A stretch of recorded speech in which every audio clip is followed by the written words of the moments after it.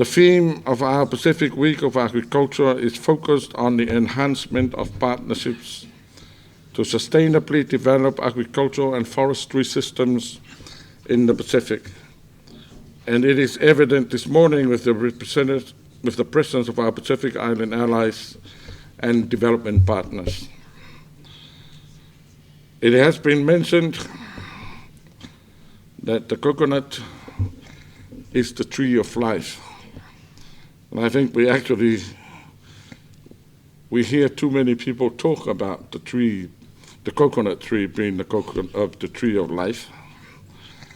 Other trees have also often been referred the same, but none as more useful and relevant than the coconut tree.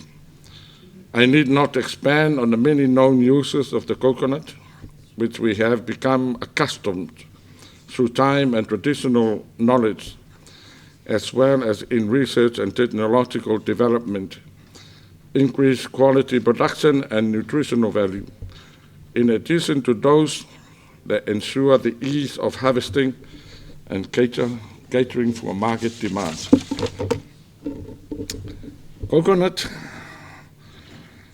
provides one of the components of the foundation for culture, food security, and sustainable livelihoods of Pacific Island and coastal communities. However, at least 50% of coconut plantings are senile, and the replenishment of plantings is constrained by vulnerable genetic diversity, lack of access to adequate supply of quality planting material, cost of removing senile trees, quick return on replanting, lack of encouraging policies, and underdeveloped industries, and increasing coconut pests and diseases, especially the threat of rhinoceros beetle, Guam biotype, and Abokia syndrome disease.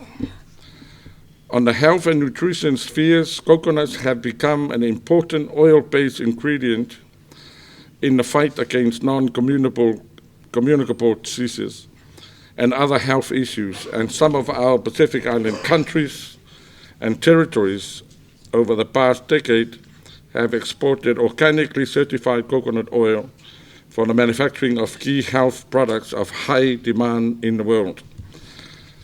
We are all aware of the negative propaganda promoted by the American Heart Foundation and others. And so we need to reaffirm our collective support and actions to promote the health and nutrition benefits of the coconut, as well as its personal care oil elements internationally. In our recent ICC meeting in Manila, we spent quite a lot of time discussing our strategy to counter the American Heart Foundation stance. Now, I'm sorry about the Americans. I mean, this is the Pacific, and we are very, very passionate about our tree. One of the issues discussed was to approach FAO to lend us support. But I tell you what, that's not enough.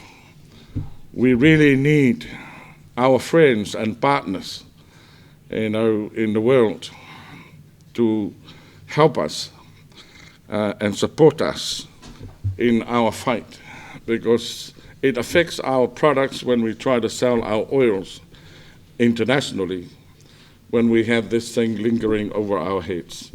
So, ladies and gentlemen, professional members of our community and also our partners, we need your help with this fight. I have been informed that the Coconuts of Life initiative seeks to address the coconut dilemma through sharing, learning, and research for development, addressing key threats and potential opportunities, bringing together stakeholders and strategic partners in coconut research and development. This initiative aligns with our Pacific region's values to work collaboratively with existing partners and build new relationships towards harnessing a collective strength for the interests of the Pacific. And the delivery of this initiative will build and support the enhancement of networks and partnerships for coconut collaboration to improve long-term capacity, increase productivity and profitability, and resilience to climate change impacts in the coconut sector, both smallholder farmers and industries. Consequently, this promotes several regional goals, including strengthening the sustainable management of natural resources, improving pathways to international markets, and improving multi-sectoral responses to climate change and disasters, as highlighted in the Pacific Community's Strategic Plan 2016-2020.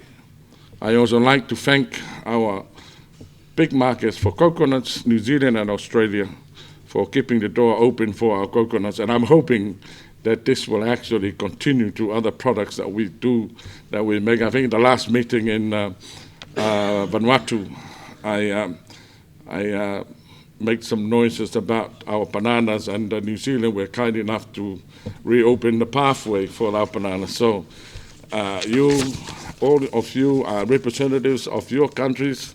Please, put in a good word for us. Finally, I would like to encourage our Pacific Island communities and territories to join the international coconut community. There are 22 Pacific Island countries, but there are only 10 of us in the ICC. So I urge Mr. Uron Salum, the Executive Director of ICC, to lobby for support from our Pacific community. We need all of them. Like they say, individually we will go fast. Together we can go far. So, I was telling our people last week during the ACP meeting, imagine shouting from one end of the rugby field to the other. Nobody hears you. They won't hear you. But imagine using a loudspeaker. They will hear you. So if, like a big voice, a big community of coconut producers, they make a good loud voice. So I think we need, and I urge our Pacific Island countries to please join the ICC, because coconuts is part of our lives in the Pacific. Ladies and gentlemen, in closing, I would like to acknowledge with much appreciation our development partners who continue to provide technical assistance and financial support towards the development and sustainability of our coconut resources, and look forward to reading a report on the outcomes of your meeting. And without further ado, I wish you well in your deliberations, and it is my pleasure to declare the Coconuts for Life side event duly opened. Thank you, and God bless.